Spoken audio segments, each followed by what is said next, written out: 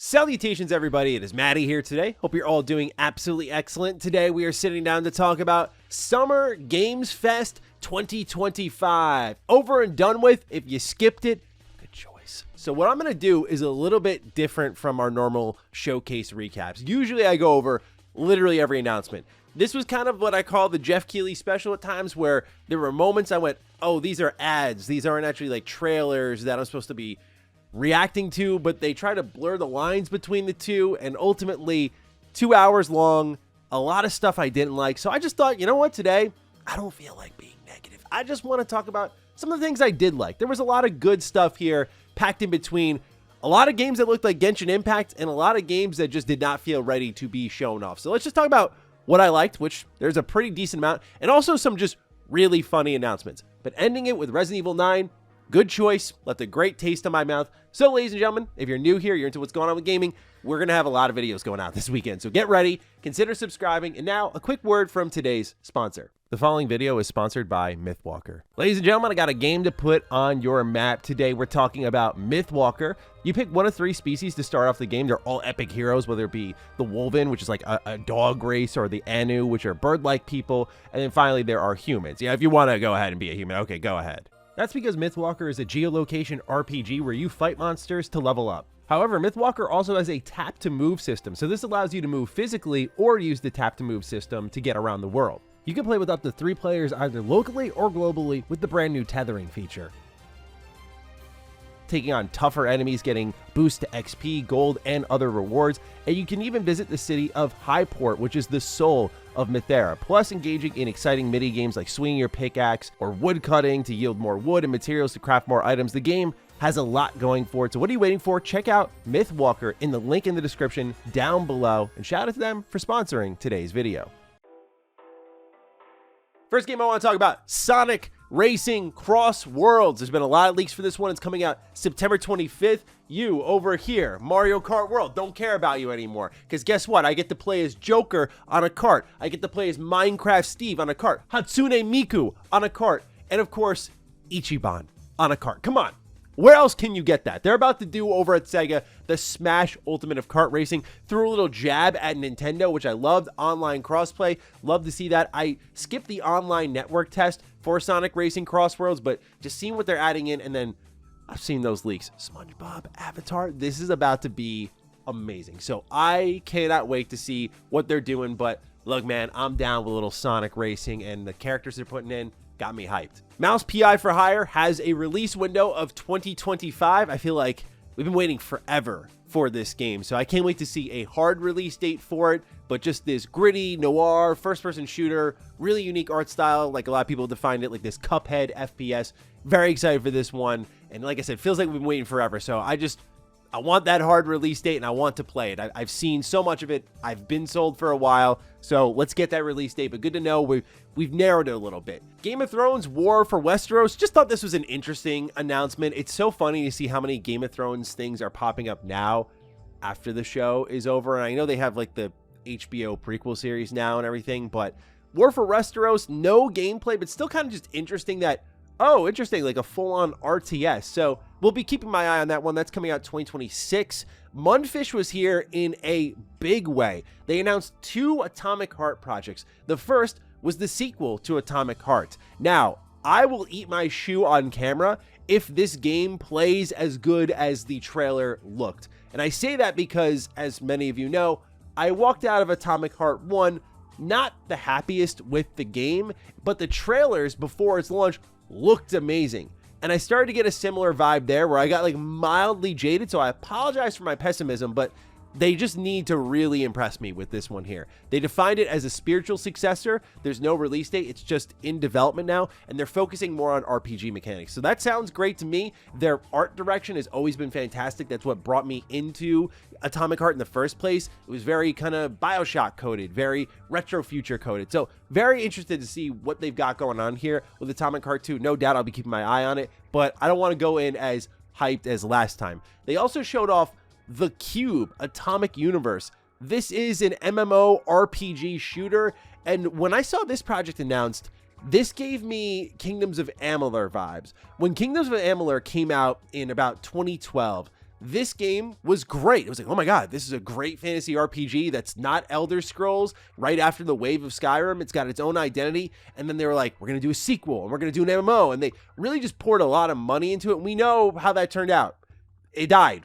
Nothing happened. So I don't know if Atomic Heart is this popular, and I just don't know it, where it gets a sequel and it also gets an MMO. You let me know down below. But I was surprised by this. And they were also here in a kind of publisher way with Ill. And out of everything they showed, this caught my attention the most because it was the most gameplay driven. It was also very physics driven. It seemed like a survival horror shooter using some of the tech that was behind Atomic Heart, but you were like booting babies and just picking up ammo and loading these very heavy mechanical weapons and blasting away creepy looking creatures. Like, it had an eerie vibe to it. So out of everything Munfish brought, I was interested in pretty much all of it outside of the MMO, but really Ill was the game that caught my attention the most and went, ooh, I do want to play that. And I think it was because most of it looked like believable gameplay to me.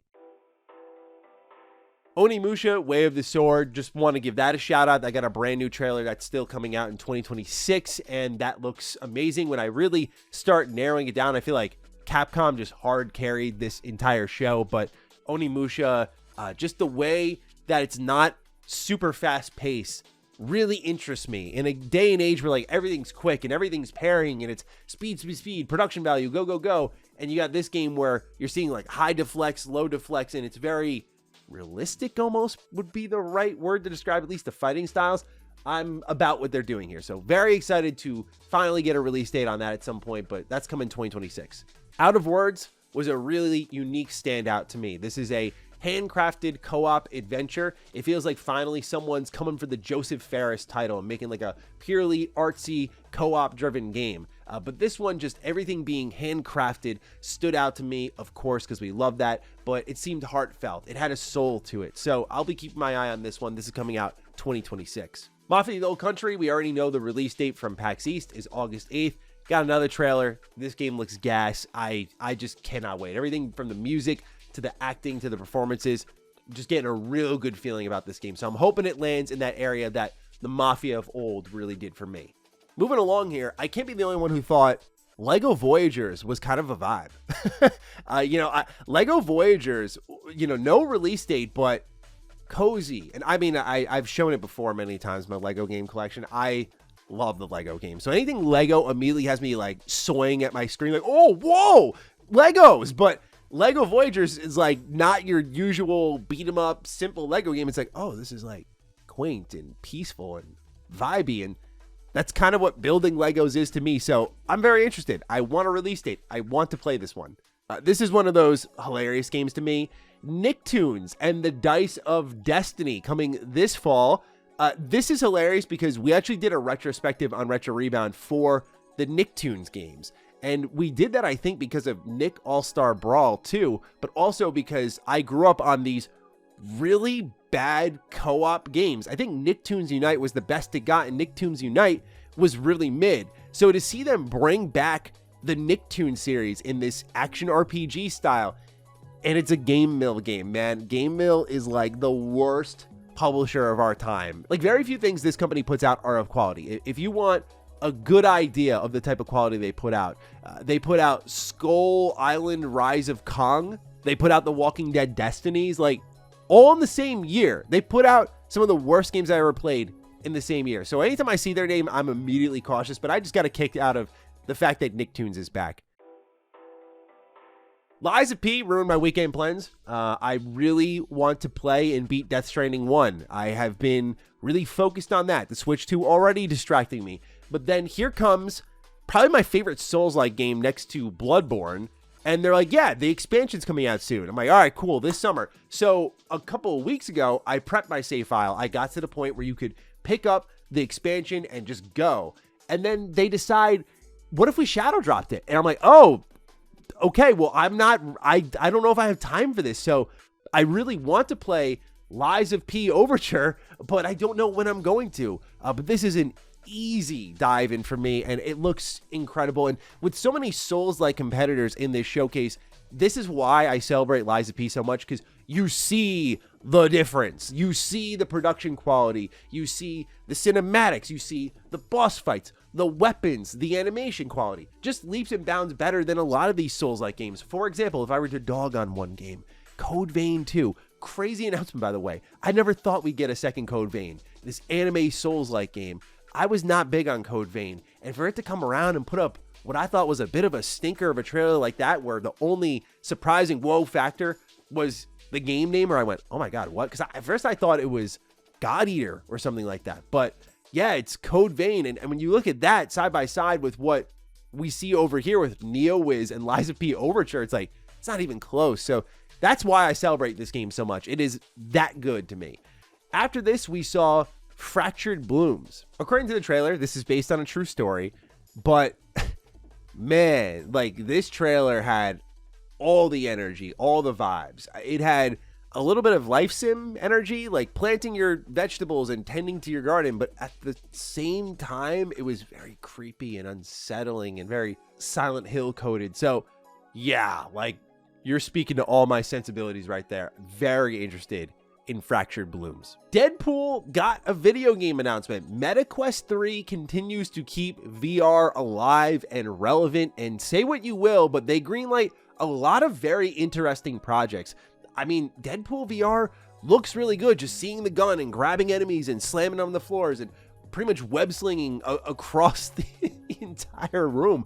This looks like a great time. At the same time, VR is in this awkward spot for me where I know I prioritize all my console games in my backlog first, so it's kind of third rung on the ladder for me, where it gets added to that list of so many other brilliant looking VR titles, from Asgard's Wrath 2 to now Deadpool VR, where I'm like, yeah, I keep saying to myself, when I get into VR, when I go hard on VR, these are going to be the things that I'm going to play. But that list just continues to grow, and they continue to put very compelling software there, despite VR Labs over at Meta losing tons of money every quarter.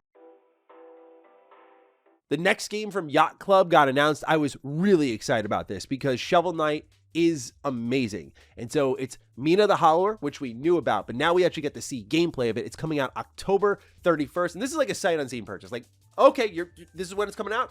Cool, I'm there. Like, just Shovel Knight and its pixel perfect platforming and its music, like the way it modernized itself at the same time as being very true to its kind of NES core is brilliant. There's a demo available now. I'm not even going to touch it because I don't need to, but I will be all over Mina the Hollower when it comes out this Halloween.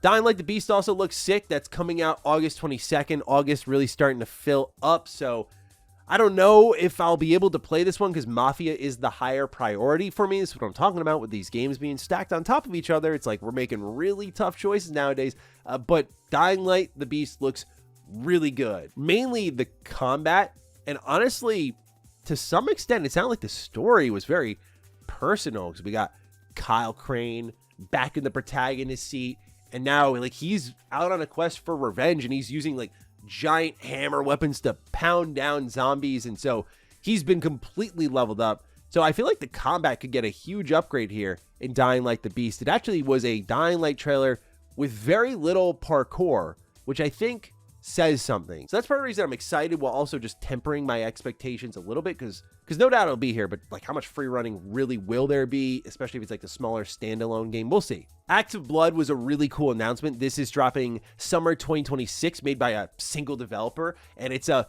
really hardcore fist fighting game. Kind of remind me of Sifu, except it's sometimes Sifu with guns, where you're just gonna like actually turn into a third person shooter. Again, just really impressive to see this as a solo dev effort. Everything from the music to the animation quality, really top-notch stuff here. So as someone who really wanted more from Sifu, I adored that game, and I know they've gone on to now make Rematch, which looks like it's just ready to pop off. Like, a lot of people are very excited about it, but I look at Sifu and I'm like, man, I would have loved for more of that combat system. This reminds me a little bit as well of Midnight Fight Express, which I remember playing on my Steam Deck. So more of these just hardcore, realistic beat 'em ups, I'm always about.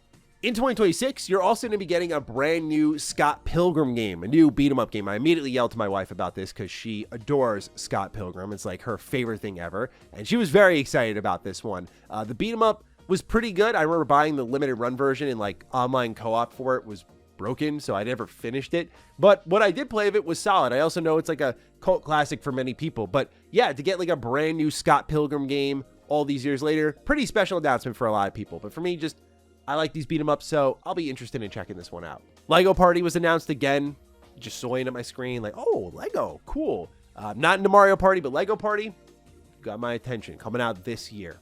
Blighted was announced from Drinkbox Studios. Amazing team.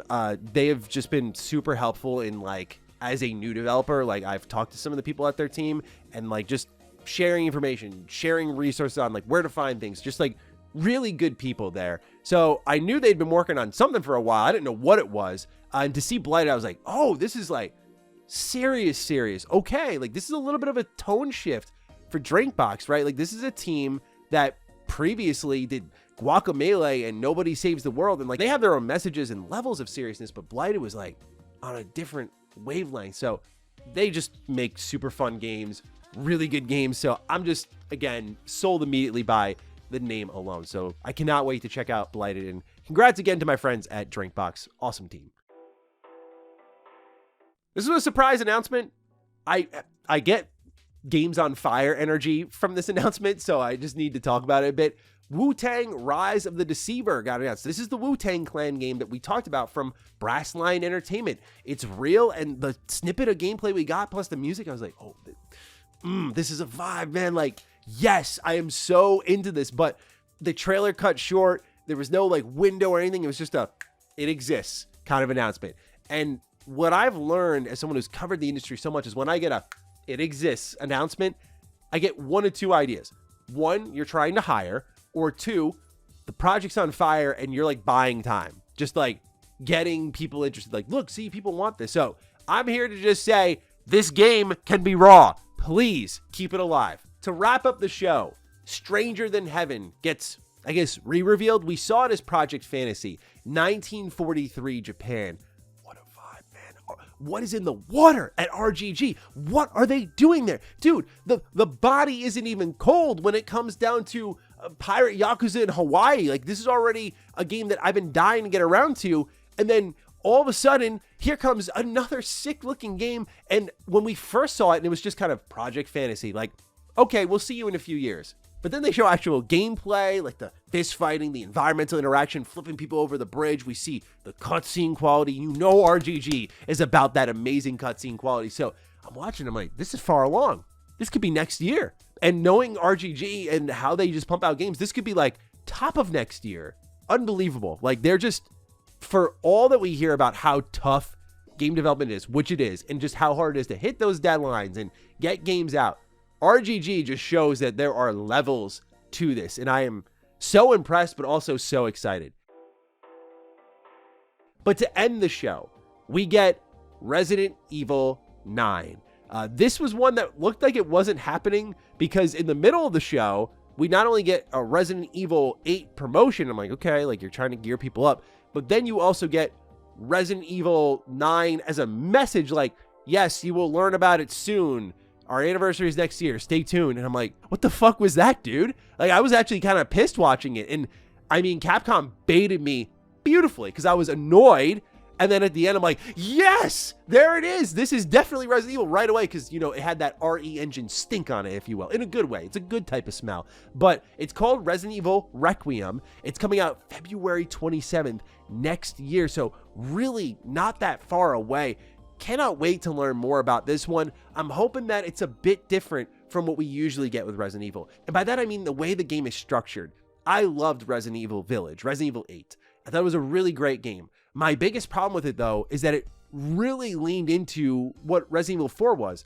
And I feel like a lot of Resident Evil games, for better in the case of 4, or for worse in the case of something like 6, stand apart from each other because they have their own different vibes. Like 5 and 6 represent the co-op era of Resident Evil. By the way, I'm the psychopath who would love more Resident Evil co-op. At the same time, though, 7 goes into first-person shooting. 4 is this campy but also serious, just perfect Resident Evil survival horror game. But 8 just leans into the structure and the style of 4 so much that I enjoyed it, but I felt like I was just playing a first-person version of 4, which a lot of people loved, by the way, and I totally get why. But for me, it looks like 9 is trending in that direction. Like we saw big open locales. We saw a destroyed Raccoon Police Department station. It looked really creepy, and 8 had its very creepy moments, but this looks like it's even going further into that. So yeah, Capcom is about to have an absolutely beast of a 2026. I cannot wait for all the stuff they're putting out here, but a great show ender. So overall, my thoughts on the show, I didn't like a lot of stuff there. Like, it was kind of mid, but these are the things I did like. I also enjoyed that Casino Royale crossover with Hitman. Thought that was pretty cool. And to be clear, not everything I didn't mention here was specifically because I thought it looked bad. It's just that these are the main things that I put down on my list as I was watching that I just wanted to talk about, that had me excited, that had me wanting to say something about it, that stuck in my brain. But yeah, I'm looking forward to hearing from you all, what you thought of the show, what you enjoyed. Fire away. Other than that, I'll catch all of you in the next video, which there will be many of. We're going to be very busy this weekend. Stay sexy, stay active. I love you all. Peace.